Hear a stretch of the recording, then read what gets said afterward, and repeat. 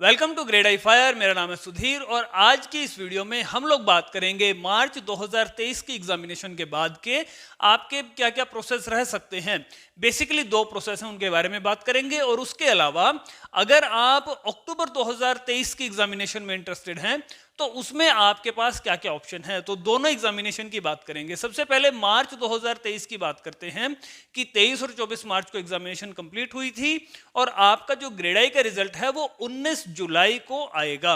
अब 19 जुलाई को आपका जो रिजल्ट है वो यूके से चलेगा और आपके घर तक पहुंचने में 10 से 15 दिन का समय लगता है।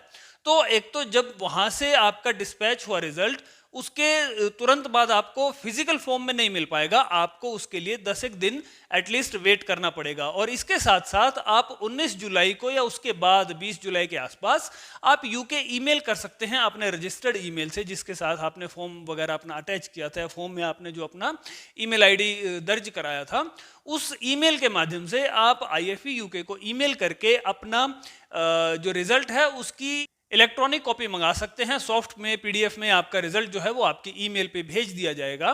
तो ये प्रोसेस भी आप कर सकते हैं। इसके अलावा अगर आप पास हों या फेल हों, रिजल्ट से फर्क नहीं पड़ता। अगर आप अपने एग्जाम्स में कितने कितने मार्क्स आए हैं तो उसके लिए भी आप आईएफई को ईमेल कर सकते हैं कि आप प्लीज मुझे मेरे मार्क्स बताइए कि किस पेपर में कितने मार्क्स मेरे आए हैं। तो वो आपको एक ईमेल के माध्यम से जवाब देंगे और आपको बताएंगे कि आपके किस पेपर में कितने मार्क्स आए हैं। हालांकि आपको सेम डे आपका रिजल्ट जरूर मिल जाएगा, 19 जुलाई या 20 जुलाई को आपके ईमेल के माध्यम से। वो तभी मिलेगा जब आप उनको ईमेल करके अपना रिजल्ट मांगेंगे। ऑटोमेटिक आपको ईमेल नहीं आने वाला है। आप अगर ईमेल करते हैं तो आपको सेम डे आपका जो रिजल्ट है वो मिल जाएगा। लेकिन जो फिजिकल कॉपी वहां से चल रही है, जो यूके से उन्होंने 19 तारीख को डिस्पैच कराई है, वो भी आप तक पहुंचनी बहुत जरूरी है। अगर वो नहीं पहुंचती आपके पास 15 दिन के अंदर अंदर, तो आप आईएफई को ईमेल कीजिए, उनसे बात कीजिए कि जी मेरे पास अभी तक मेरी रिजल्ट की फिजिकल कॉपी नहीं आई है, तो आपसे रिक्वेस्ट है कि आप उसको रीसेंड करें। वो दोबारा से कई बार सेंड करते हैं। अगर आपका कहीं भी वो यूके में कहीं फंस गई है या इंडिया में किसी जगह पर आके जो आपका जो भी पोस्ट के माध्यम से, क्योंकि वो आती है, तो अगर कहीं भी किसी भी जगह पे अगर वो नहीं आ पा रही है तो वो आपकी दोबारा से कॉपी इशू करते हैं। लेकिन उसके लिए आपको आईएफई को समय समय पर सूचित करना पड़ेगा। हर 10 दिन में, 15 दिन में आपको वो अपडेट देनी है कि आप तक वो कॉपी जो है वो पहुंची है या नहीं पहुंची है। मार्च 2023 की एक बात और कर लेते हैं कि बहुत से कैंडिडेट ऐसे भी होंगे जिन्होंने एग्जाम के लिए अप्लाई तो किया होगा, लेकिन किसी कारणवश वो एग्जाम नहीं दे पाए, वो एग्जाम में उपस्थित नहीं हो पाए और एग्जाम वो नहीं दे पाए 23 और 24 मार्च को।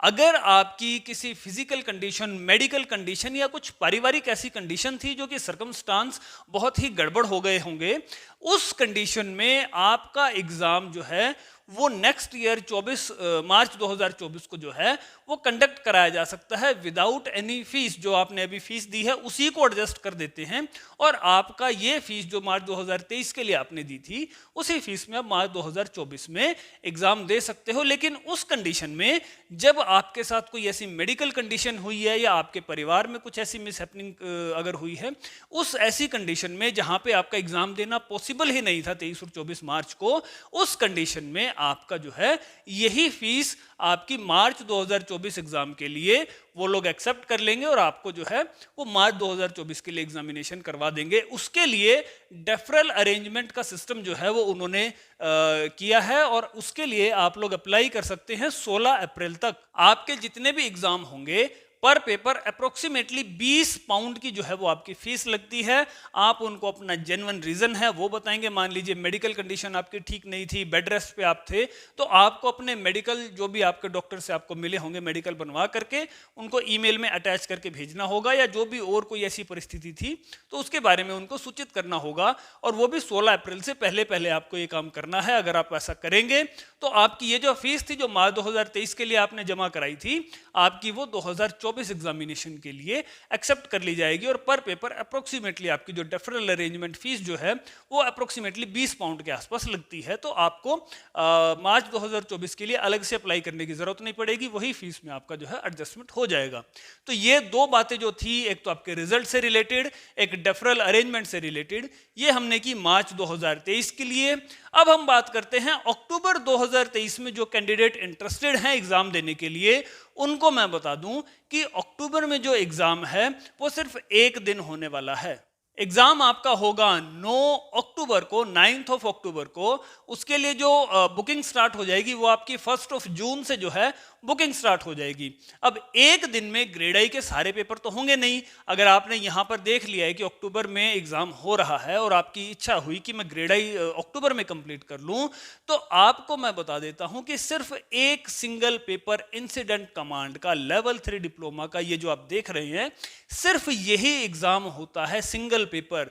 बाकी कोई फायर साइंस नहीं है, कोई फायर सेफ्टी नहीं है और कोई सब्जेक्ट नहीं होता। सेम वे अगर आप लेवल 4 कर रहे हैं, डिप्लोमा कर रहे हैं एमआई का, तो उसका भी सिर्फ और सिर्फ ये आप मॉर्निंग सेशन में देखिए, सिर्फ इंसिडेंट कमांड का लेवल 4 का पेपर होता है।